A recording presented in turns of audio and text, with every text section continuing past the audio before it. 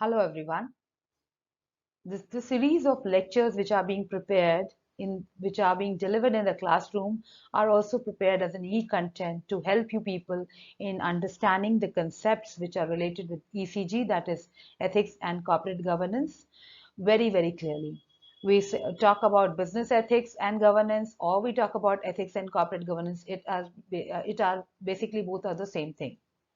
So we start with the introduction of the various terms which are frequently being used in ethics and corporate governance or business ethics and governance. So it will be very convenient if you understand the concept, because that will make you more clear, and if questions comes on any type of scenario, that will help you in understanding. The series of lectures are going to be continuous, and they will be helping you with various uh, things which were being discussed during the class, but also these e-content will help you in understanding if in case there is a query or a question which is being raised. So with the introduction part, the first thing is to understand what do you mean by business ethics. But before we go into the details of business ethics, it would be convenient if we start with understanding the word ethics. Ethics is a branch of social science which deals with moral principles and social values. It helps us classify what is good, what is bad. It tells us good things and avoid bad things to make things easy and feasible, specifically if we talk about day-to-day life. When we apply the same thing in business, it narrows it down to the business world. When we talk about ethics, the next thing which is coming into account is morals. Now, moral principles that govern a person's behavior or conducting of an activity. And these morals are certain golden norms, rules, and regulations which are applied across the world. They are basically there to make people more humane, more concerned with the social society they belong to, the social behavior. So, in simple terms, when we narrow it down, ethics into business ethics, then it is also known as corporate ethics, and it is a form of applied ethics or professional ethics that examines ethical principles and morals or ethical problems that arises in business environment. It applies to all aspects of business conduct and is relevant to the conduct of individuals, for not only that, but for the entire organization. So not only the person who is doing the business, but everyone who is involved in the business, who is part of the business, directly or indirectly, has to apply these ethics in his conduct. When we define a concept, the next thing is to give a concrete definition, which is being given by an academician or a scholar in that field. I have quoted two.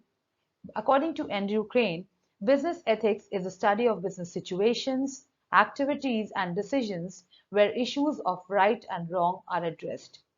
According to Raymond C. Beaumont, the ethics of business is the ethics of responsibility. The businessman must promise that he will not harm knowingly. So anything which you are applying in business ethics is basically catering to different stakeholders in the business. In today's time, there's also one very important thing, that why do we need business ethics? What is the relevance of studying business ethics? Or is there anything which business ethics adds on? Yes, it stops business malpractices, means people should always follow what is right. They should always take into consideration the interest of different stakeholders. So they should avoid any type of malpractice. Safeguard consumers' rights. It should also gain the confidence of your consumers or customers. That will definitely help you in surviving the stiff competition and will also help you in the growth of business, which is only there when trust and confidence is being built by different stakeholders. That adds goodwill. It also encourages healthy competitions. Consumer will be satisfied, and you will have very strong relationship with your clients and customers. What are the different elements that you'll find in business ethics? In business ethics, we have formal code of conduct, Ethics committee. In every organization, there is a disciplinary committee which takes into consideration what are the different things which are related with discipline, monitoring, accountability to different stakeholders. Ethical communication means prompt communication. Everything should be transparent. Every stakeholder should be knowing what is happening. That actually adds more trust and confidence between the client and the company. Ethics office. Disciplinary system has to be very strong and stringent because that adds more value, more accountability towards people. Ethics training program has to be there properly. From time to time, you need to be addressing to your people, monitoring them, mentoring them to be more ethical, to be following what is right and helping the business grow. Monitoring. Keep on monitoring all those activities which are taking place in the name of ethics. That will add more value to your organization. Morals. Moral is a Latin word which means more about habits. The moral of a story is supposed to teach you how to be a better person. We all have gone through this when we were very young. So we were being told a story, and then at the end we were being asked that what do you learn from this story? What is the moral of the story? So it is an adjective. It means good or ethical. If you have a strong moral character, you are going to be a good member of the society. A person who knows the difference between right and wrong and chooses the right is correct. A person whose morality is reflected in his willingness to do things, even in the hard or dangerous things, is going to be ethical. Means if you are facing stiff competition, stiff problem, even then you are not compromising on your ethics, then that makes that organization an ethical organization and that person as an ethical person. Ethics are moral values into action. Values. According to the dictionary, values are things that have an intrinsic worth in usefulness or importance to the possessor, or principal standards or quality considered worthwhile or desirable. However, it is important to note that although we may tend to think of a value as good, sometimes good, virtually all values are morally relative, neutral, really, until they are qualified by asking how it is good. Good to whom? So sometimes it happens because individual values are going to be different. Value is something that is intrinsic, that means inherent, that you have in you. You never compromise on them. There comes the slide which makes you clear about the difference between morals and values because they have been regarded as the same side of a coin, or maybe but they are different from their different aspects. So morals are generally taught by society to the individual while values come from within. So I have maybe taught that discipline is the best virtue, but it depends upon me whether I should be a disciplined person or not. Morals act as a motivation for leading a good life, while values can be called as an institution. Morals are related to one's religion, business, or politics, whereas values are personal fundamental beliefs or principles. Means morals are being things which you learn from the Holy Bhagavad Gita, Ramayana, Bible, or the Holy Quran, Guru Granth Sahib, any of these religious books. It comes from the place where you belong to. It can be, means the surroundings plays a very, very important role when it comes to morals, while values are your fundamental belief, your own perception about a particular thing. Morals are deep seated, whereas values keep on changing with time and need. So morals will be the same. Honesty is the best policy. Respect your elders.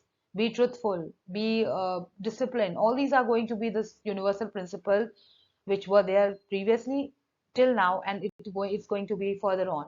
But values will differ in people to people.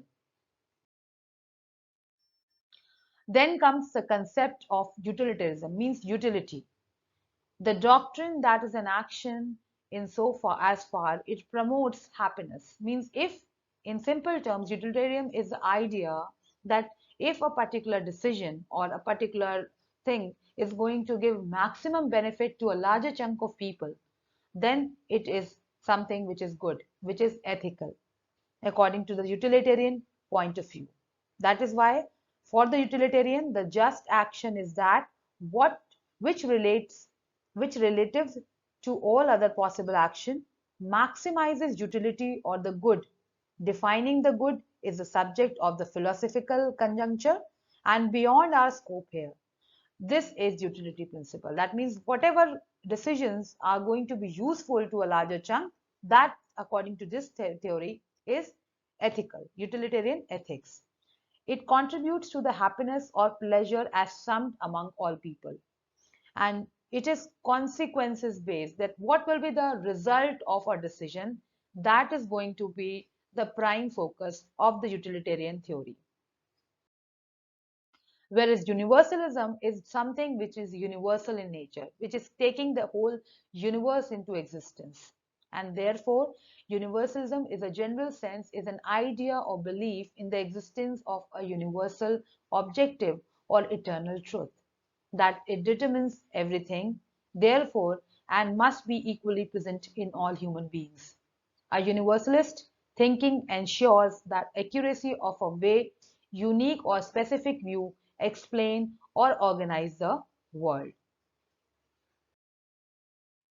The difference between personal and professional ethics, these are the terms: personal ethics, professional ethics, universalism, utilitarianism. All these are things which have come with the evolution of the theory of ethics. So there has been a lot of discussion on each of them. Elaborations will be made in the subsequent slides or maybe subsequent lectures, but this part basically deals with the introductory part. So personal ethics is what I feel as person has to be followed. Professional ethics, as a professional, what should be there in a thorough professional? How you will differentiate between a good professional and a best professional? So that is the difference should be known, that how you define or differentiate between personal and professional ethics. Professional ethics refers to the ethics that a person must adhere in respect to their interaction and business dealings in their professional life. In some cases, personal and professional ethics may clash and cause a moral conflict, because personal ethics is something which is applicable to one's own belief. As a person, I cannot think differently. If I'm a disciplined person, I will be a disciplined professional as well. If I'm an honest person, that honesty is going to definitely reflect in my professional front. So sometimes this professional thing is going to affect the personal aspect, and there it becomes a clash between the two. While ethics will be the right way to deal with that, that if I'm an ethical person, then definitely I'll follow what is right, what is according to good to my profession. Ethics refers to the guideline for conduct that addresses questions about morality. Value is defined as a principle and ideals which helps them in making the judgment of what is more important, your values or your personal front or your professional front. Ethics is a system of moral principle that, in contrast, value, which is a stimuli of our thinking. So in simple terms, ethics is something which gives you the understanding between right and wrong and offers you that please take the right decision. Morals are going to be something which are universal in nature, which is not going to be changed, and it is depending upon personal values. You as an individual, you as a professional, are going to choose your ethics or your personal things which will help you as a professional. So this commences the first part, which basically deals with the introduction to moral values, ethics, professional ethics, personal ethics, and how you need of ethics in business is going to be playing a very significant role for the success or failure or maybe the sustainability of any firm. For further lectures, keep going through these series. So do subscribe. Till we meet with the second part, goodbye.